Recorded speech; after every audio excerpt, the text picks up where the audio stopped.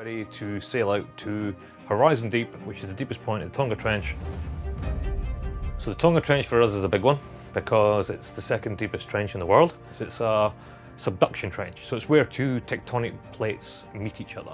1,400 meters beneath the Pacific, sunlight disappears and monsters emerge. In one of the most extreme environments on Earth, scientists dropped a camera baited with a fish head into total darkness. And what came next defied logic. A massive predator, ghost-like and silent, swallowed the camera whole, offering the first ever glimpse from inside a living, deep-sea creature. Why would experts risk such a bizarre experiment? What exactly did they find at the bottom of the trench? And how is it changing what we know about life on Earth?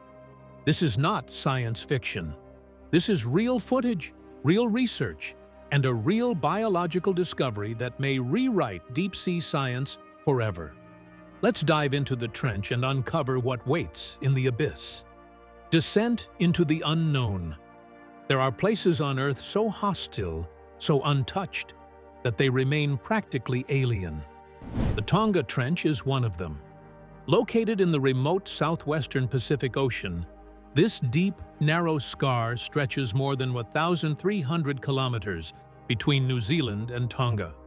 Its steep walls plunge into a void so dark and so deep that light has never reached its floor. At depths exceeding 1,800 meters in some regions, the trench endures temperatures just above freezing and pressure so intense it can crush steel. Even at 1,400 meters, where this particular encounter occurred, water pressure is over 140 times what we experience at sea level. It's a realm humans were never meant to enter. But in early 2024, a team of marine researchers defied that boundary. Armed not with massive submarines or high-powered drilling equipment, but with a small camera and a dead fish head, they descended into one of Earth's last great mysteries. Their goal wasn't to map the trench or collect sediment samples. It was to witness life in the deep as it truly is. Unbothered, undisturbed, and potentially terrifying. This particular section of the Tonga Trench had rarely been explored. The extreme depth, unpredictable current patterns, and sheer remoteness have long discouraged conventional expeditions. Most submersible missions focus on more accessible areas. But that's exactly why this site drew the attention of the Minderoo UWA Deep Sea Research Center, led by Professor Alan Jameson, in collaboration with OceanX and Kelpie Geoscience. Their plan was radical: drop a baited camera into the abyss and see what came to investigate. It might sound simple, but what they were attempting was anything but ordinary. Traditional methods of deep-sea observation rely on heavy, remotely operated vehicles, ROVs, with bright lights and clunky mechanical arms. But that approach has limits, especially when studying predators.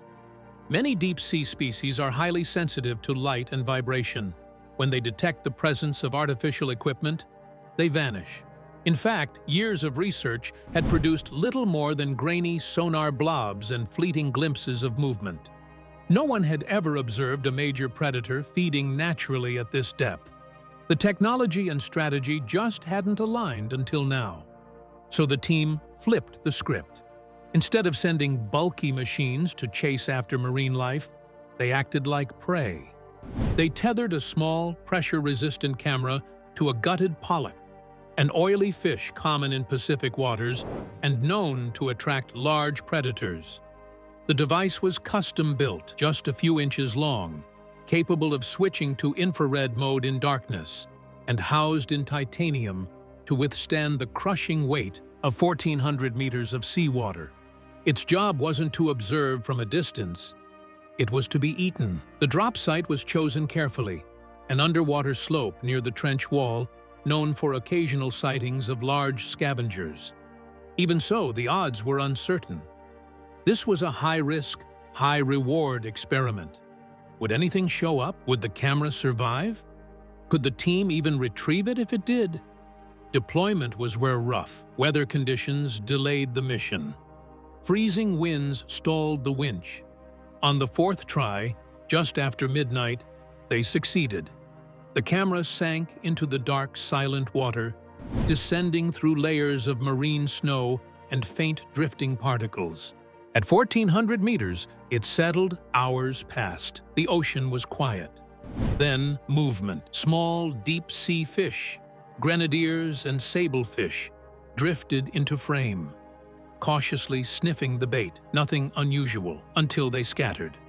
The frame jolted. A shadow moved across the screen. Something was coming.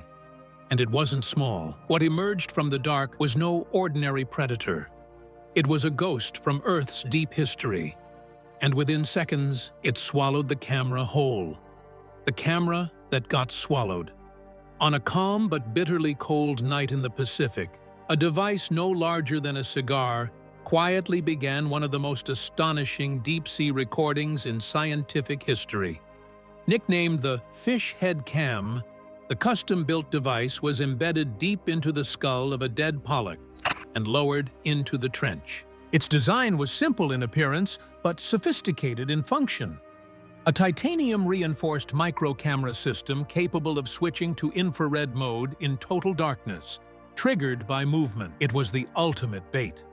And if it worked, the team wouldn't just capture footage of a predator. They might capture what it sees, how it moves, and what it's like inside its world. For hours, nothing happened. The tethered bait swayed gently in the current, resting at 1,400 meters below the surface. A few small scavengers approached, a curious grenadier, a sablefish, but then quickly darted away. The camera's sensors picked up the shift in water pressure just before it happened. A sudden rush of movement, a blur of muscle. And then the frame went black. Not because the equipment failed, because the camera had just been swallowed whole. What emerged from the darkness was a Pacific sleeper shark, a massive, slow-moving predator that rarely appears on camera and had never before been filmed like this.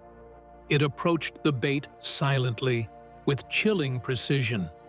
There was no thrashing, no dramatic lunging, just a single glide forward, a slow opening of jaws, and a vacuum-like suction that pulled the fish's head and the camera straight into its mouth. The rig's reinforced build ensured it kept rolling, transmitting footage even from inside the shark's throat.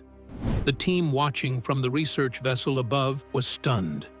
On their screens, instead of open water, they now saw a murky red-tinged tunnel, soft tissue, cartilage ridges, rhythmic muscle contractions. They weren't watching a predator from afar.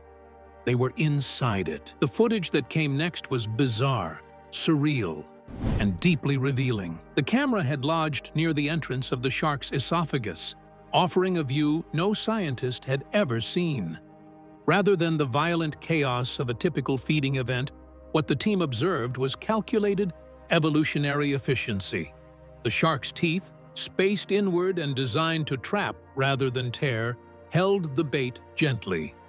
The throat flexed in slow, pulsing waves. Lightless, still, almost ceremonial. It was a feeding ritual forged by millions of years of adaptation. At first, the researchers thought the footage would end quickly. Surely the camera would be destroyed or rendered useless within minutes. But the opposite happened. The titanium casing held. The infrared lens continued recording. For over 17 uninterrupted minutes, the device captured the anatomy, movement, and internal world of one of the deep sea's most elusive predators. It was like being inside a moving cathedral of flesh and cartilage. The camera's final moments inside the shark were just as mysterious as its entry. Without warning, the contractions reversed. No panic, no choking reflex. The device was expelled. Not regurgitated in defense, but passed, smoothly, biologically, as if the shark simply chose not to digest it. When the team recovered the camera from the surface hours later, it was intact, albeit coated in residue and marked with bite impressions. And yet, this encounter was only the beginning. As the team studied the footage, they began to notice something even more curious. Tiny life forms clinging to the shark's tissue, glowing softly in the dark, inside the predator's mouth. The footage begins in total darkness. Then, slowly, a rhythmic pulsing fills the frame. This isn't ocean current or ambient movement. It's muscle moving from the inside. The camera, swallowed whole by a Pacific sleeper shark, had landed in a place no human device had ever gone. Inside the oral cavity of a living deep-sea predator. It was a moment of scientific history unfolding in real time. At first, the image was difficult to interpret. The darkness wasn't just due to the absence of light. It was because the camera was pressed against the interior wall of the shark's mouth. But as the shark shifted, so did the angle. And that's when the real revelations began. The first thing scientists noted was the architecture of the mouth. The shark's teeth weren't jagged or tearing. They were narrow, slightly curved, and pointed inward like fence posts. These weren't tools for shredding prey, but for trapping and holding. The inward alignment meant that once something was pulled into the mouth, escape was nearly impossible. Unlike great whites or makos, the Pacific sleeper shark doesn't rely on speed or brute force. Its feeding strategy is built around stealth, suction, and anatomical entrapment. Then came the slow-motion mechanics of feeding. As the bait fish and the embedded camera was drawn deeper, the esophageal muscles began a process called peristalsis, a wave-like motion that pushes food toward the stomach. This wasn't frantic or aggressive. The shark moved with unhurried confidence, a sign of a predator completely in control of its environment. It didn't need to race. It knew nothing could challenge it here. What startled the research team wasn't just the feeding behavior. It was the level of detail captured. The camera revealed fine ridges of cartilage along the palate, likely aiding in directional suction. Tissue patterns suggested a high degree of flexibility, important in an environment where prey may be rare and hard to capture. In one sequence, the camera caught the flexion of the pharyngeal muscles, a motion that had never been observed so clearly in a living shark at this depth. But the most surprising find was what the shark's mouth was sharing with other life. Around the gum line and soft tissues, the footage showed faint squirming. Parasites. These were likely copepods, or parasitic flatworms, translucent and ghost-like, clinging to the interior tissue. Their presence wasn't unexpected. Many large fish carry parasites, but their placement was. Even more intriguing, there was no visible inflammation or immune response from the shark. No reddening, no swelling. Marine biologist Dr. Alina Reyes remarked, "It was like the shark didn't even notice them. Or maybe it tolerated them. Could this be an example of symbiosis? A biological relationship where the shark and parasite coexist without conflict? It's possible. Some parasites serve as biological cleaners or even play roles in maintaining oral health. More data is needed, but the footage opened the door to an entirely new area of inquiry into deep-sea parasite-host relationships. Then came the light. As the camera shifted near the shark's inner cheek folds, the team noticed a soft glow, barely visible, but unmistakable. This wasn't a camera malfunction or artifact. It was bioluminescence. Experts suspect the glow came from symbiotic Vibrio bacteria, similar to those found in lanternfish or anglerfish. If true, this would be the first recorded evidence of such bacteria residing in a sleeper shark's mouth, possibly used to lure prey in total darkness. But what researchers saw clinging to the inside of the shark's mouth raised even more questions than answers. Parasites and symbiotic life. As the footage continued rolling from inside the Pacific sleeper shark, What started as a breakthrough in predator behavior quickly evolved into something more complex and, potentially, more groundbreaking. This wasn't just a glimpse into how a shark eats. It was a window into the ecosystem within the predator itself. What the team began to notice, just barely visible through the haze of the infrared footage, were signs of life that had nothing to do with the shark's prey. Small, worm-like organisms could be seen embedded near the gum line and inner folds of soft tissue. Translucent, with twitching appendages and gliding movements, these weren't camera glitches or bits of debris. They were parasites, clinging to the internal anatomy of the shark, as if it were their permanent home. The camera had unknowingly captured one of the first in vivo glimpses of parasitic behavior inside a large, free-swimming, deep-sea predator. Marine biologists reviewing the footage identified these intruders as likely belonging to two categories: copepods, tiny crustaceans often found in gill chambers of fish, and flatworms, which are known for burrowing into soft tissue. Both are commonly found in marine hosts, especially at lower depths, where food scarcity drives evolutionary specialization. But what made these parasites so unusual wasn't their presence. It was the shark's response to them, or rather, the lack of one. There were no signs of irritation, no damaged tissue, no apparent immune defense. The parasites moved freely across the mucosal surfaces, undisturbed. This lack of inflammatory response caught researchers by surprise. In most fish, especially in shallow waters, parasite invasions trigger tissue reddening or visible rejection. But here, in the darkness of the trench, the Pacific sleeper shark seemed to tolerate them entirely. One theory posed by Dr. Alina Reyes and her team is that this species may have developed a biological tolerance, allowing certain parasites to live symbiotically within its body. Perhaps, over millions of years, a balance had formed, one in which the parasites provided a benefit in return for shelter. It's not unheard of. In other marine species, parasites aid in controlling microbial populations, or even preventing more dangerous invaders from taking hold. Could the same be happening inside the sleeper shark?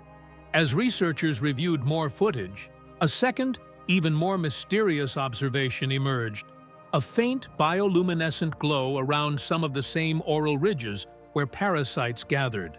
The glow wasn't bright, just a soft, blue-green halo that flickered in the dark, visible only when the camera angle hit it just right.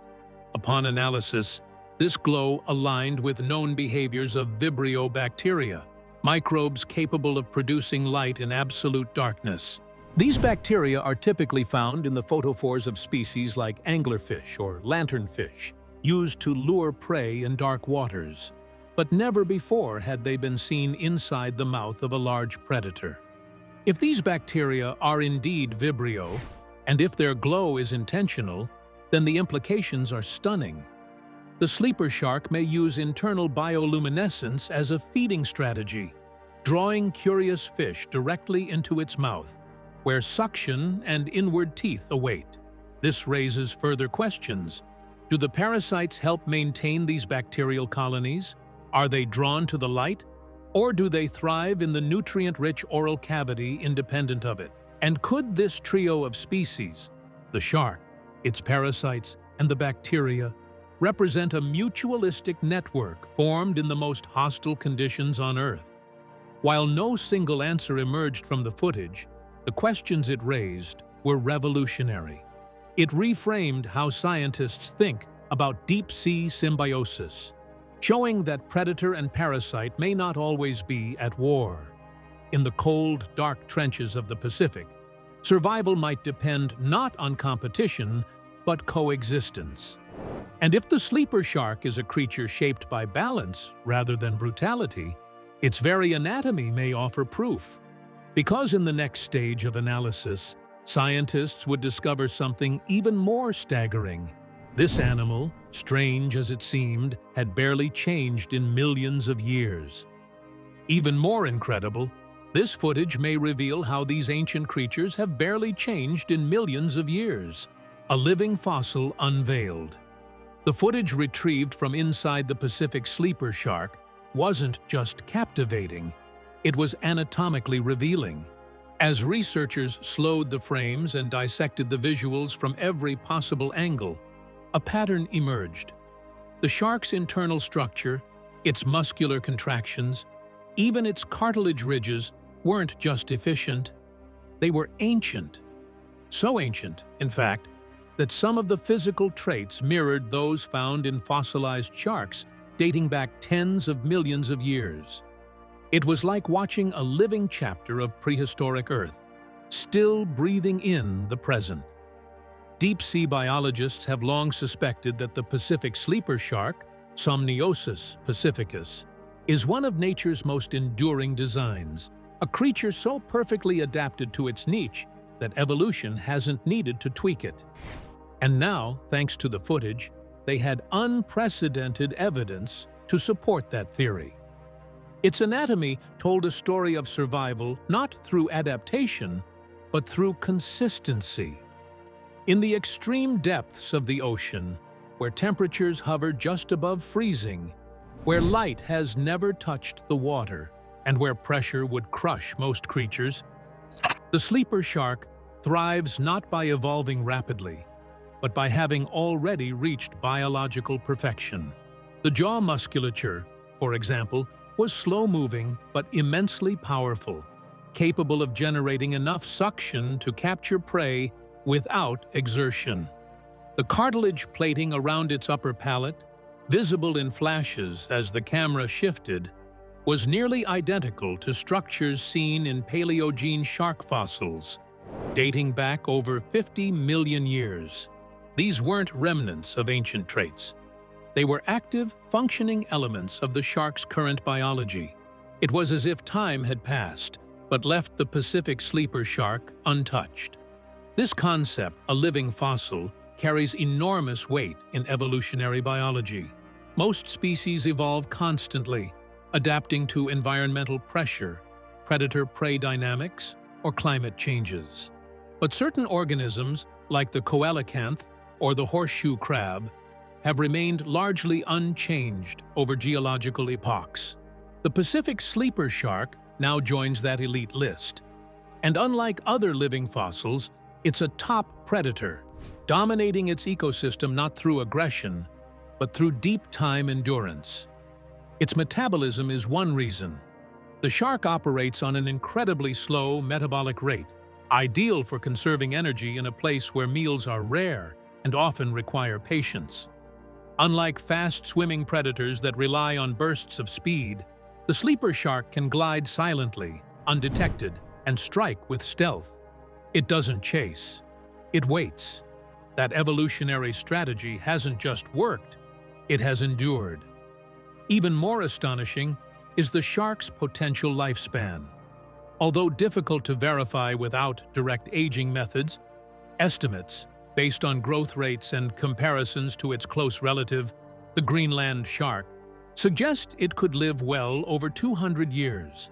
Some scientists even propose that certain individuals might approach 400 years of age, making them not only relics of evolutionary history, but biological time capsules, creatures that may have swum through oceans long before modern nations existed. And with longevity comes stability.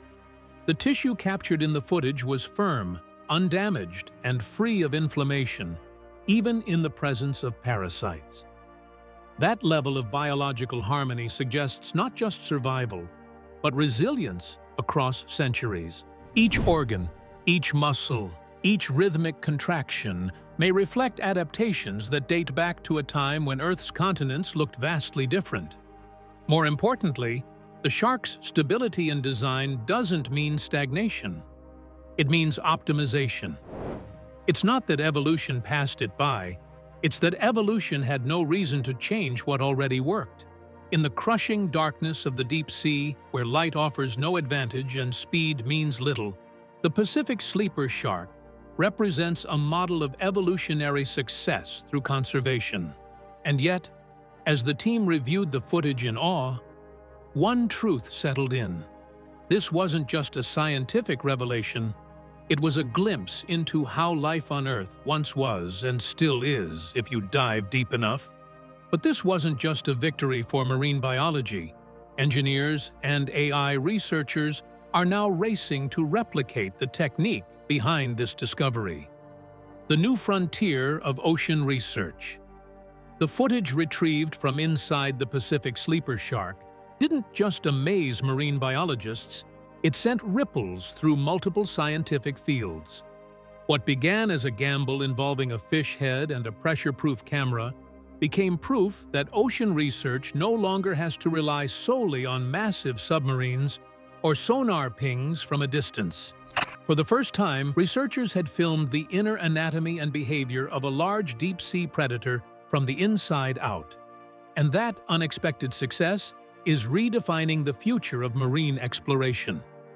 Traditionally, deep-sea study has followed a familiar formula: send down machines, chase elusive creatures, and hope something extraordinary crosses the lens. But as decades of fuzzy images and missed sightings have proven, predators like the Pacific sleeper shark don't react well to being followed.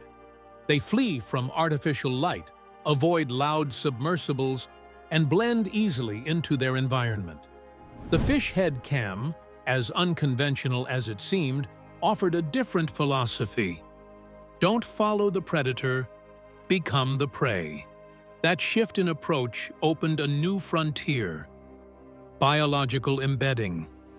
Instead of sending cameras to observe animals from afar, researchers are now embedding them in bait or designing tools that ride along inside or on the animal itself.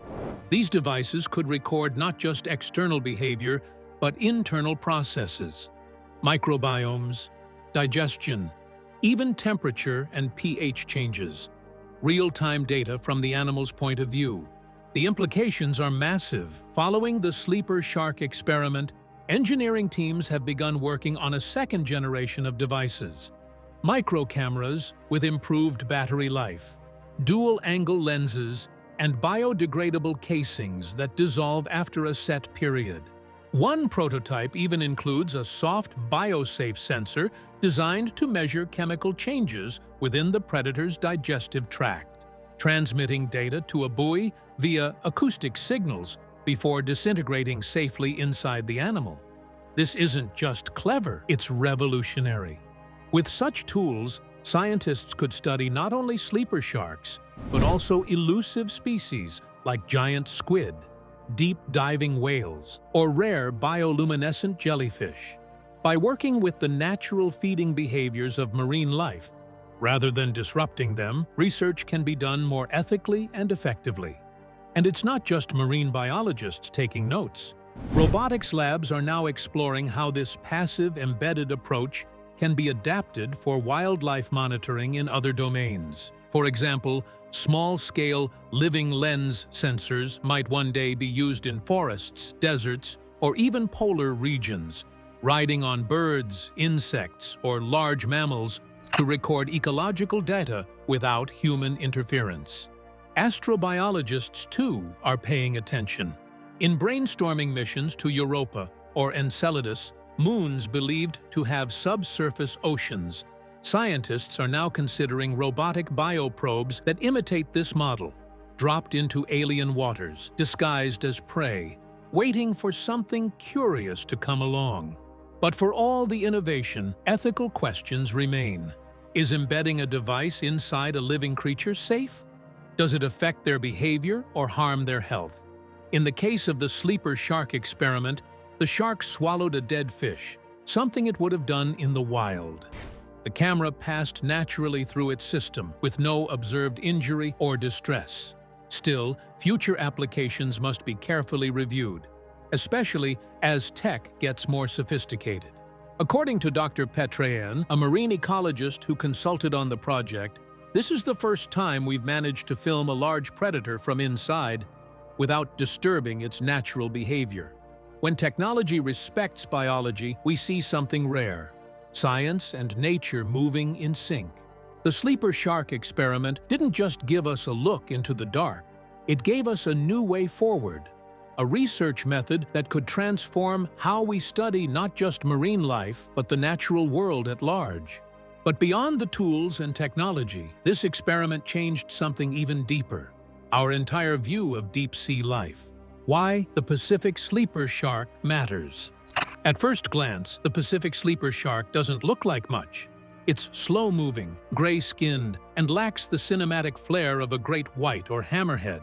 It doesn't leap, doesn't hunt in packs, and rarely breaks the ocean's surface. But what it lacks in spectacle, it makes up for in significance. This is not just another deep-sea predator, it's a living archive, a biological blueprint shaped by forces older than human civilization. And thanks to one risky baited camera drop, the world is finally beginning to understand why this shark matters so much. Found primarily in the North Pacific, ranging from the Bering Sea and the coast of Japan to as far south as Baja California, and more recently the South China Sea, Somniosus pacificus is a master of extremes. It thrives in near-freezing temperatures at depths from 200 to well over 2,000 meters, in pitch-black waters where oxygen is limited and food is scarce. It can tolerate enormous pressure and likely sees in conditions where no light penetrates. Evolution didn't just shape it, it tailored it for one of the harshest environments on the planet. Yet, what makes this species remarkable isn't just its survival, it's the secrets it carries. Scientists now believe the Pacific sleeper shark could live for centuries. Some estimates, based on its close cousin, the Greenland shark, suggest lifespans of 250 to 400 years. That means a sleeper shark swimming today may have been alive during the American Revolution or even earlier. With a metabolism slowed to near hibernation levels and a body designed for low-energy, low-light living, the shark may be one of the longest-lived vertebrates on Earth. If that's true, the implications are staggering, because inside that slow-moving body may be clues to the past, chemical markers, tissue structures, and microbial colonies that act like timestamps on Earth's oceanic history. In fact, scientists are now exploring whether sleeper sharks store traces of ocean conditions like temperature shifts, pollution levels, and prey population changes within their muscle tissue and internal parasites.